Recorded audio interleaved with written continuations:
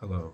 Today we're going to be reading from the book of Jonah, chapters 1, verses 1 through 3, and also chapter 4, verses 1 through 2. And Jonah chapter 1 begins with, Now the word of the Lord came unto Jonah, the son of Amittai, saying, Arise, go to Nineveh, the great city, and cry against it, for the wickedness is come up before me.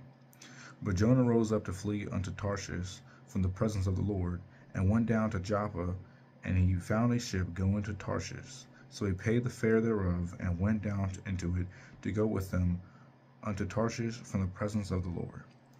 And after Jonah goes through a whole issue with the people on the boat, and God causing the waves of the sea to become crazy, and after Jonah getting taken off the boat and swallowed into a whale and blotted out, he goes back to Nineveh to proclaim to the people. But Jonah doesn't get what he wants because God is a forgiving God, and Jonah did not want to see that side of him. But it displeased Jonah exceedingly, and he was very angry. And he prayed unto the Lord, and said, I pray thee, O Lord, was not this my saying when I was yet in my country? Therefore I fled before unto Tarshish, for I knew that thou art a gracious God, and merciful, slow to anger, and of great kindness, and repentest thee of the evil. Now, when I had first read Jonah, I knew some quick points like, okay, I get it. Your consequences can put your choices can put other people in danger, and that is true.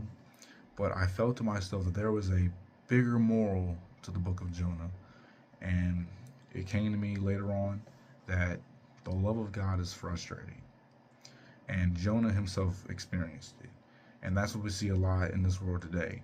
Nobody wants to hear about rapists and pedophiles and people that have tormented one another and people that have severely bullied one another and whatnot. Nobody, well, not I want to say nobody, but a lot of people don't want to hear forgiveness for those people that have done those works. And likewise, Jonah did not want to proclaim people for their wickedness because of the things that they did. And so we're all like Jonah at some times in our life. But we also have to realize that we're all sinners, that we all fell short from God's glory, and we all driven a nail into his hand. And so we all have to come to repentance. And Jonah is kind of crazy because Jonah, even though having put other people's lives in danger, and even being swallowed into a whale and blotted out, he still had this mentality of, I want to see the people destroyed. He wanted to see what God did during Jeremiah's time and Ezekiel's time, but he didn't want to see the forgiving side of God, and that's like us all.